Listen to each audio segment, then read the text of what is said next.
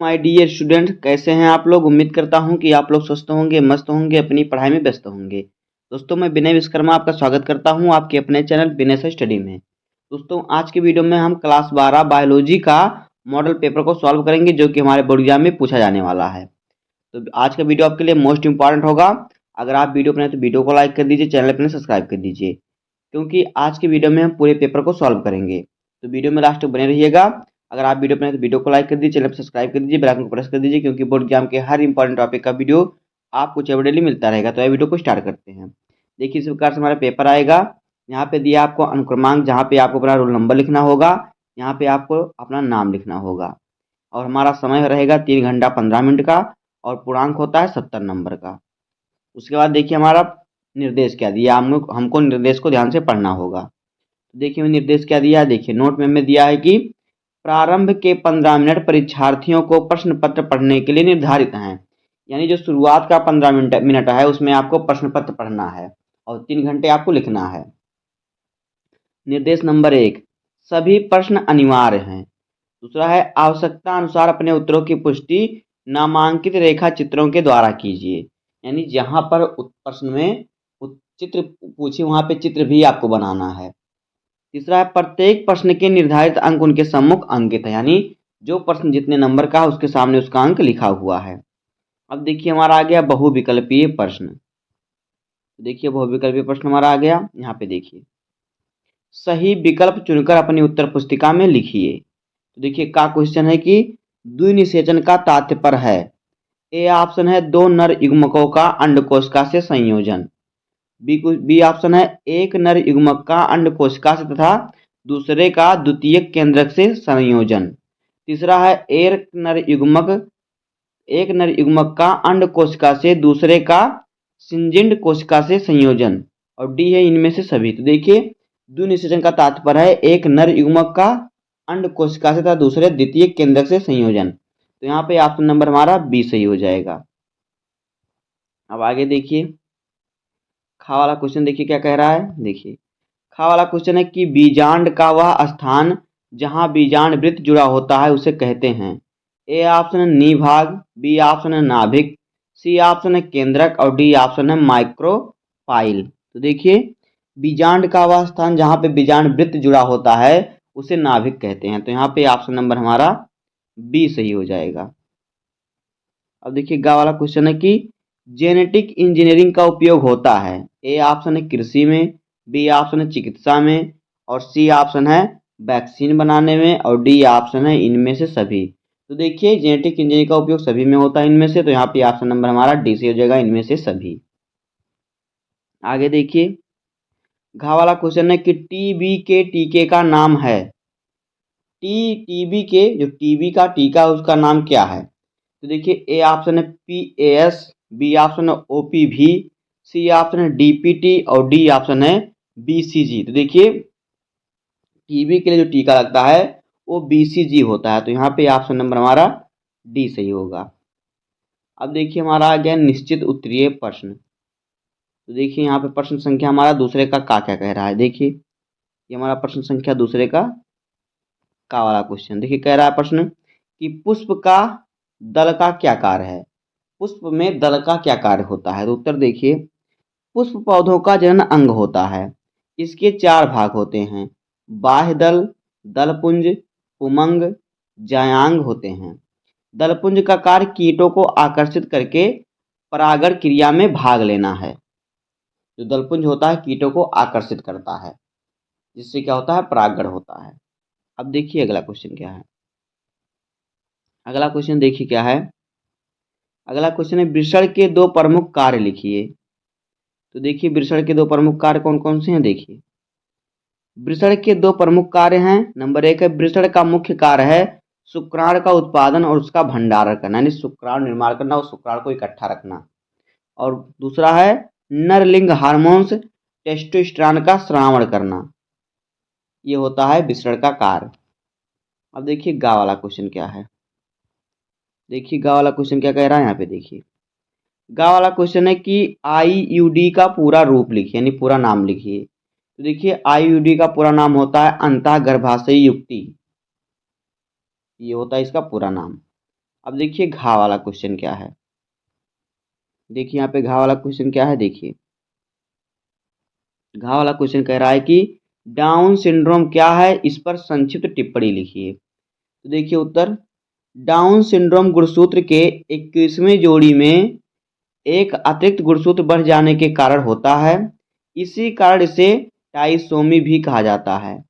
अतिरिक्त गुणसूत्र बढ़ जाने के कारण डाउन सिंड्रोम से प्रभावित मनुष्य का चेहरा मंगोलों जैसा, माथा चौड़ा, जीभ मोटी, आंखें तिरछी, जो आंख होती तिरछी होती है, और मंदबुद्धि आदि लक्षण दिखाई देते हैं डाउन सिंड्रोम से ग्रसित मनुष्य को। अब देखिए अगला क्वेश्चन क्या है। अगला क्वेश्चन देखिए क्या है। अगला क्वेश्चन हमारा है कि प्रोकैरियोटिक तथा यूकैरियोटिक डीएनए में दो अंतर लिखिए। उत्तर देखिए, प्रोकैरियोटिक तथा यूकैरियोटिक डीएनए में अंतर। देखिए यहाँ पे हमारा प्रोकैरियोटिक डीएनए, देखिए इसमें क्या अंतर है। डीएनए का यह एक सूत्र सूत्र के रूप का होता है। जो डीएनए का होता है, डीएनए होता है एकल सूत्र रूप का होता है प्रोकैरियोटिक डीएनए में। दूसरा होता है डीएनए हिस्टोन प्रोटीन रहित होता है। और देखिए यूकैरियोटिक डीएनए क्या होता है, इसमें डीएनए पूर्ण विकसित एवं दोहरे सूत्र के रूप में होता है। दूसरा इसमें है डीएनए हिस्टोन प्रोटीन से जुड़ा होता है। अब अगला क्वेश्चन हमारा है लघु उत्तरीय प्रश्न। तो देखिए हमारा आ गया लघु उत्तरीय प्रश्न। देखिए हमारा प्रश्न संख्या का, देखिए प्रश्न संख्या तीसरे का क्या है यहाँ पे। देखिए प्रश्न कह रहा है कि रेड डाटा बुक पर टिप्पणी लिखिए। तो देखिए उत्तर, रेड डाटा बुक IUCN द्वारा जारी पुस्तक जिसमें संकटग्रस्त जातियों, विलुप्त जातियों, दुर्लभ जातियों आदि की सूची जारी की जाती है, उससे रेड डाटा बुक कहा जाता है। अब देखिए खा वाला क्वेश्चन क्या है। देखिए खा वाला क्वेश्चन यहाँ पे देखिए क्या है। देखिए खा वाला क्वेश्चन कह रहा है कि मलेरिया रोग कैसे फैलता है, इसके रोकथाम के उपाय लिखिए। तो इसका उत्तर देखिए, मलेरिया रोग संक्रमित मादा एनोफिलीज मच्छर के काटने से फैलता है। अब देखिए मलेरिया के रोकथाम के उपाय। देखिए नंबर 1, घरों में DDT या फ्लेट छिड़काव या नेफ्था गंधक से मच्छरों को नष्ट कर देना चाहिए। दूसरा है आवासीय क्षेत्रों एवं उसके पास में पानी को जमा नहीं होने देना चाहिए। ये होता है मलेरिया के रोकथाम। आगे देखिए गा वाला क्वेश्चन क्या है यहाँ पे। देखिए गा वाला क्वेश्चन है कि पेय पदार्थ तथा डबल रोटी बनाने में सूक्ष्म जीव किस प्रकार हमारी मदद करते हैं। तो उत्तर देखिए, पेय पदार्थ बनाने में कार्बोहाइड्रेट का ईस्ट द्वारा किण्वन करके एथिल अल्कोहल बनता है। और फिर क्या है, सैकरोमाइसीज की विभिन्न प्रजातियां बियर तथा वाइन जैसे पेय पदार्थ बनाने में सहायता करती हैं। अब देखिए अगला डबल रोटी उद्योग। देखिए डबल रोटी बनाने के लिए जो गूंथे हुए आटा प्रयुक्त होता है उसमें ईस्ट डालते हैं। जब यह शोषण करता है तो कार्बन डाइऑक्साइड निकलती है, जो गूंथे हुए आटों को सरंध्र बनाती है, जिससे डबल रोटी बनती है, फूल जाता है जिसे कहते हैं।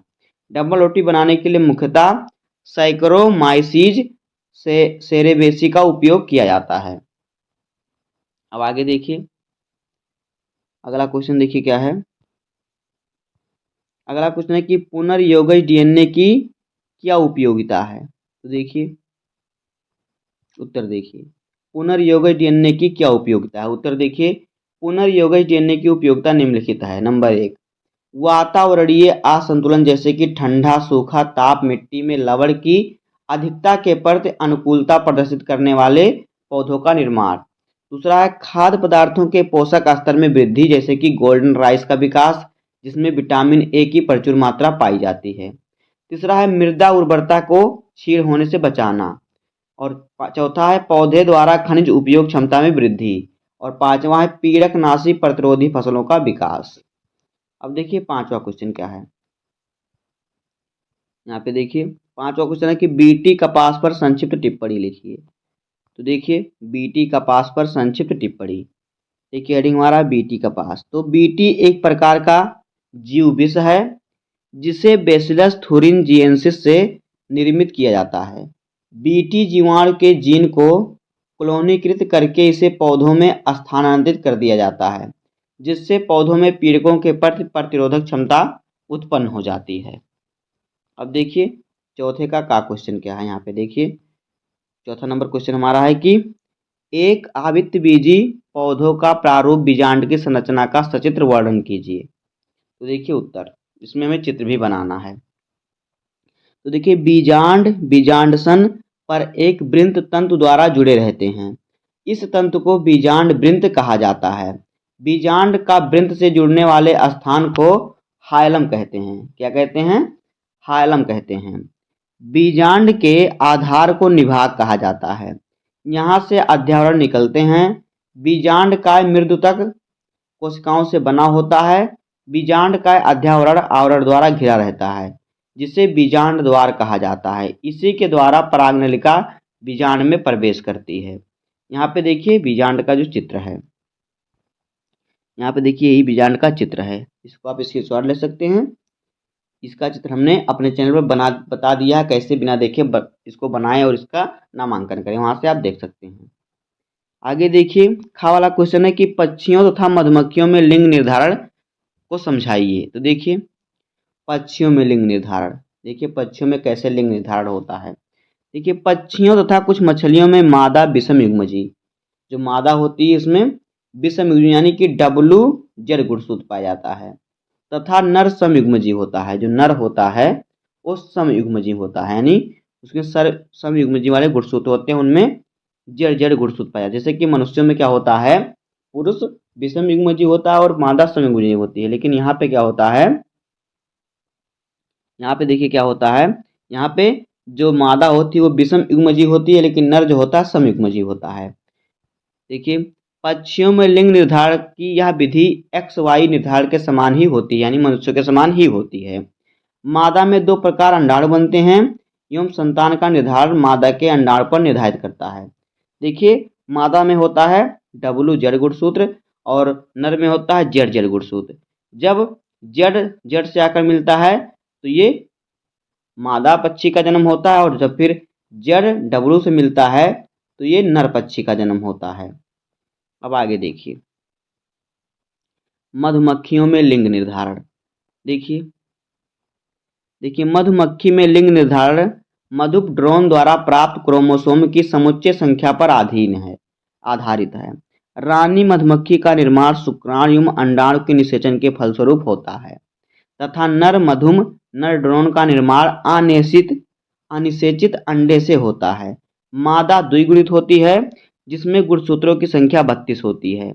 यहाँ नर आगुणित होता है, जिसमें गुणसूत्रों की संख्या 16 होती है। इस प्रकार लिंग निर्धारण की इस प्रणाली को आगुणित द्विगुणित लिंग निर्धारण प्रणाली कहा जाता है। नर में समसूत्री विभाजन द्वारा शुक्राणु का निर्माण होता है। अब देखिए गा वाला क्वेश्चन क्या है। देखिए गा वाला क्वेश्चन है कि प्रोटीन संश्लेषण में RNA का क्या योगदान है। तो उत्तर देखिए RNA कोशिकीय जीवों में आनुवांशिक नहीं होता, यह आनुवांशिक सूचना के वाहक का कार्य करता है। यह प्रोटीन संश्लेषण का कार्य करता है, अर्थात RNA सामान्यतया आनुवांशिक होता है। पादप विषाणु तथा कुछ प्राणी विषाणुओं को RNA आनुवांशिक भी होता है। अब देखिए आनुवांशिक RNA कार्य के आधार पर 3 प्रकार के होते हैं। देखिए कौन कौन। नंबर 1 है राइबोसोमल RNA, दूसरा है स्थानांतरण RNA और दूसरा होता है ट्रांसफर RNA, mRNA, tRNA और फिर rRNA। अब आगे देखिए अगला क्वेश्चन है घा वाला कि मलेरिया परजीवी के जीवन चक्र का स्वच्छ एवं नामांकित चित्र बनाइए। तो इस प्रकार से देखिए मलेरिया के जीवन चक्र का नामांकित चित्र होगा, इसको आप स्क्रीनशॉट ले सकते हैं।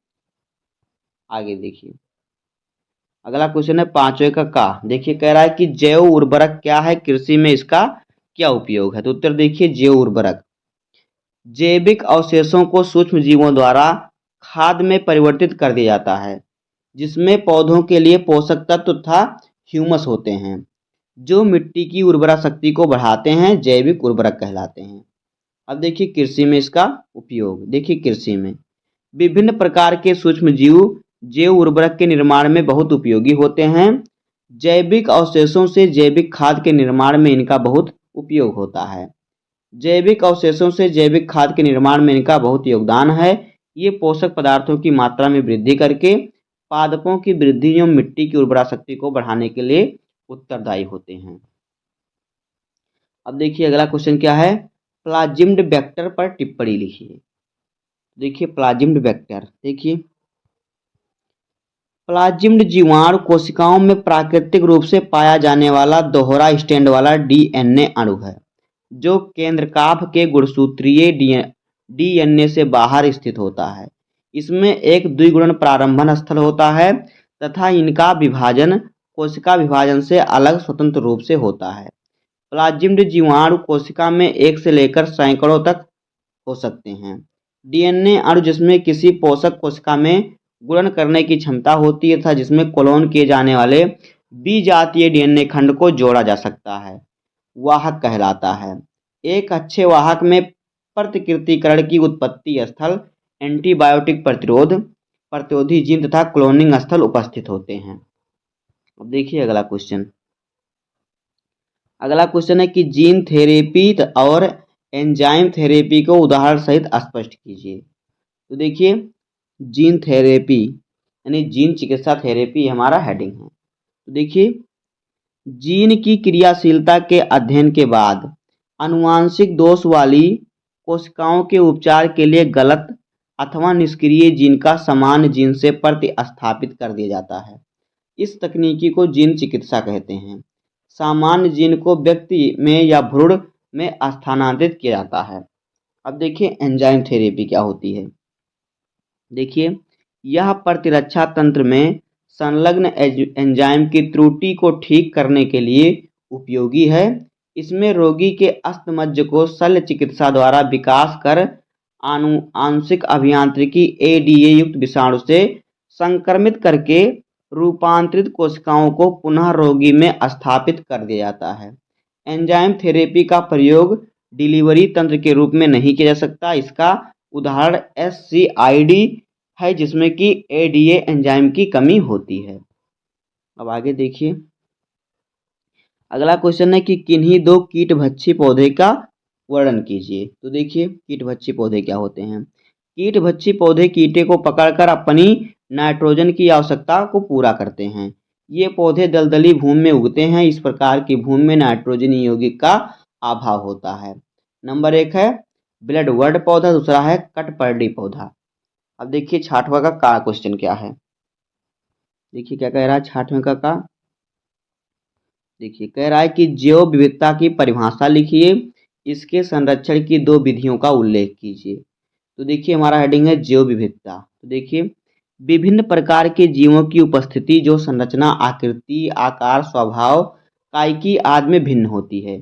सभी जीव क्या होते हैं, आकार में, कायिकी में, बोलने चालने में भिन्न होते हैं। सम्मिलित रूप से एक स्वस्थ पर्यावरण में मुख्य योगदान देते हैं, वही जैव विविधता कहलाता है। अब देखिए जैव विविधता की संरक्षण की विधियां। देखिए स्वस्थानीय संरक्षण। देखिए इसमें क्या होता है, इस विधि में संकटग्रस्त जातियों को प्राकृतिक परिस्थितियों में ही रखा जाता है। ऐसे क्षेत्रों को सुरक्षित क्षेत्र 550 घोषित कर दिया जाता है। इस कारण ही राष्ट्रीय उद्यान, अभयारण्य तथा वन्य जंतु विहार बनाए गए हैं। भारत में 100 से अधिक राष्ट्रीय उद्यान तथा 550 अभयारण्य वन्य जंतु विहार हैं।